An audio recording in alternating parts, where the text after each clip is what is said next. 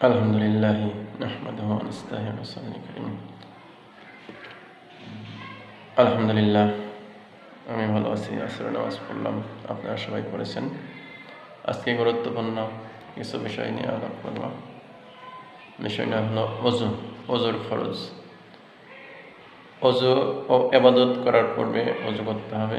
সে অজু যদি ঠিক মতো না হয় তাহলে আমাদের ইবাদত হবে না, ইবাদত গ্রহণযোগ্য হবে না।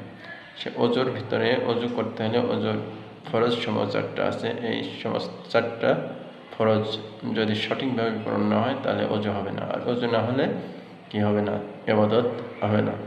এই জন্য এই গুরুত্বপূর্ণ বিষয় নিয়ে আলাপ করব। 4টা অজুর ফরজ। তার মধ্যে প্রথম 1 নম্বর হলো মুখমণ্ডল ধৌত করা। এই চুলের গোড়ার থেকে কানের লতি পর্যন্ত, এখান থেকে এই পর্যন্ত করে 3বার ধোয়া, অথবা 1বার ধোয়া ফরজ, 3বার ধোয়া সুন্নাত। 1বার ধুলে হবে ফরজ আদায় হবে, কিন্তু 3বার ধুলে সুন্নাত আদায় হয়ে যাবে। এটা করতে হবে। এটা যদি সম্পূর্ণ না হয় তাহলে অজু হবে না। দ্বিতীয় হচ্ছে আপনার মাথা মাসা করা। 4 ভাগের 1 ভাগ, এই যে মাথা আছে এই মাথা মাসা করা, এই মাথা 4 ভাগের 1 ভাগ মাসা করা যদি সঠিকভাবে না হয়, সেই সঠিকভাবে না হলে অজু হবে না, আর অজু না হলে ইবাদত হবে না। এই জন্য অজুর ফরজগুলো মানে এগুলো ভালোভাবে আমাদের আদায় করতে হবে। আর 3য় নম্বর হলো হাতের কেনে পর্যন্ত ধৌত করা। হাতের এই পর্যন্ত ধৌত করা। কেনে আছে, কেনের 4 আঙ্গুল উপর পর্যন্ত ধৌত করা। এটা হচ্ছে 3 নম্বর।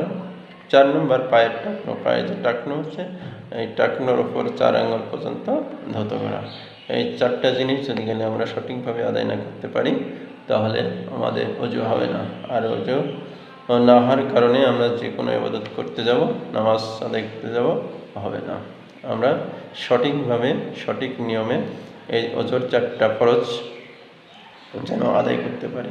আর আমার আলোচনা, আমার বলার কারণ, আল্লাহ রাসূল সাল্লাল্লাহু আলাইহি সাল্লাম বলেছেন, তোমরা যদি একটা হাদিস ও একটা শব্দ জানো তাহলে তোমরা অন্যকে জানিয়ে দাও। তাই আমি ভিডিওর মাধ্যমে আমি সবাইকে জানিয়ে দিলাম। আর যারা জানবেন, দেখবেন এই ভিডিও তারা শেয়ার দিয়ে দেবেন, যারা অপর ভাই দেখতে পারে না। বাল্লিগ না অবাল্লিগ আয়া।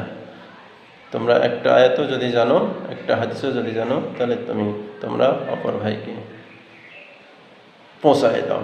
এই জন্য আমি ভিডিও করলাম, ভিডিও বানাইলাম, ভিডিওর মাধ্যমে আমি আপনাদেরকে জানাই দিলাম।